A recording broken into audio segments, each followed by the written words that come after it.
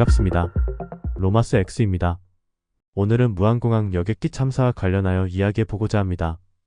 2024년 12월 29일 새벽 1시 반 태국 방콕을 출발해 오전 8시 30분 전남 무안공항에 도착 예정이었던 제주항공 7C21 6편 여객기가 같은 날 오전 9시 3분 무안공항 활주로에 불시착하여 탑승자 181명 중 179명이 사망하고 승무원단 2명만이 가까스로 생명을 건진 대참사가 발생하였습니다. 현재 관계 당국에서 여객기 내 블랙박스를 수거하여 사고 원인 조사에 착수한 상황인데, 사고 원인과 관련하여 셋대와의 충돌이니 랜딩 기어 고장이니 여러 의견이 분분한 상황입니다. 여러분은 이에 대하여 어떻게 생각하십니까? 오늘의 시사 묘수입니다.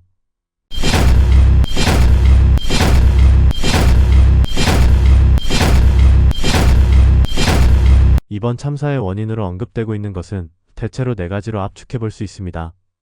새 엔진 충돌, 랜딩 기어 미작동, 항공유 미방출 동체 착륙, 공항 외벽과의 충돌입니다. 먼저 새 여객기 엔진 충돌 문제는 120여 년 동안의 항공기 역사에서 비록 새가 여객기의 엔진에 충돌하더라도 그것이 여객기의 정상적인 운행에 지장을 줄 지언정 바로 여객기를 참사로 만들지는 않는다는 점에서 이번 역시 참사의 직접적인 원인으로 보기는 어렵습니다.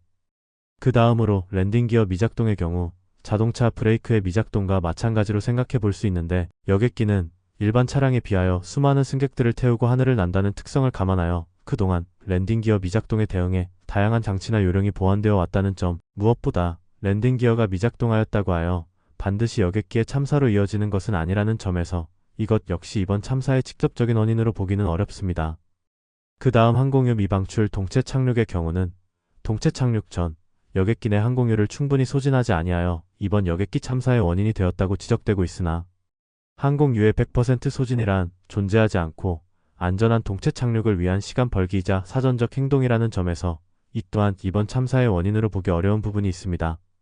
따라서 이번 참사의 가장 큰 원인은 동체 착륙한 여객기가 속도를 줄이지 못한 채 공항 외벽과 그 앞에 존재하는 콘크리트 둔덕을 충돌하였고, 그로 인해 여객기가 폭발하였다는 점에서 공항 외벽 및 그 앞에 존재한 둔덕이 이번 참사의 가장 큰 원인이라고 보는 것이 가장 합리적이다라고 할 것입니다. 문제는 이와 관련하여 과연 무안공항 관제탑에서 굳이 외벽과 둔덕이 존재하는 활주로로 메이데이를 외친 여객기의 착륙을 허가한 게 과연 적절하였는지에 대한 검토가 필요하다는 점입니다.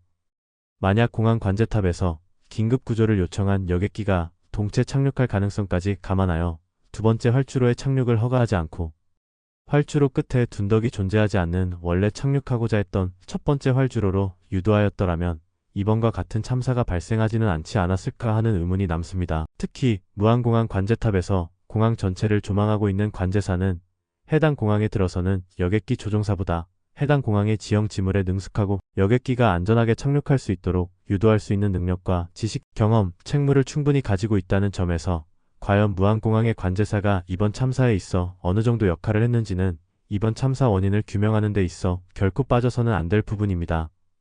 그런데 만약 그 상황에서 관제탑으로서는 메이데이를 외친 이번 참사 항공기를 더 이상 유도할 수 있는 다른 방안이 없었다고 한다면, 그 다음으로 이번 참사 여객기를 조종한 기장과 부기장의 결정에 대한 검토가 필요합니다. 참사 여객기 기장과 부기장은 매우 빠르게 동체 착륙을 시도했는데 과연 그 결정이 일반적인 비행 조종술이나 교본, 매뉴얼에 근거했을 때 과연 적절하고 타당한 것이었는지 검토가 필요하다는 점입니다.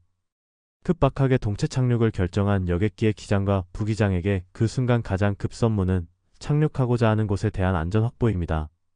과연 그 순간 동체 착륙을 바로 시도할 정도로 급박한 사정이 있었는지, 만약 그런 사정이 있었다고 한다면 그들의 경험과 정보, 주변 지형 지물 등을 충분히 종합하여 결정하게 된 것인지, 또 이를 위한 충분한 안전 확보나 상호간 협의는 있었는지 이에 대한 검토가 필요합니다.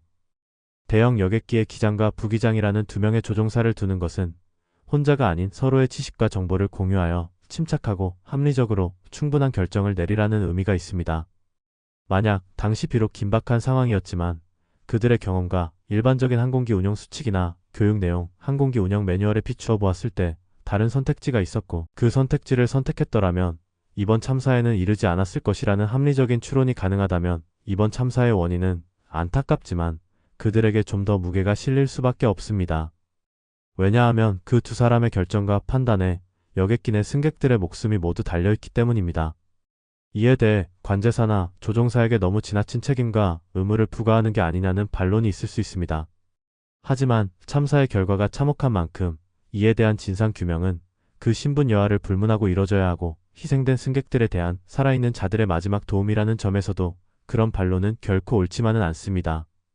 과연 공항의 문제였는지 아니면 여객기만의 문제였는지 또 관제사나 조종사가 포함되는 문제였는지 아니면 그 어느 것도 아닌 그저 천재에 지나지 않았는지 이번 참사의 조사 결과가 주목됩니다.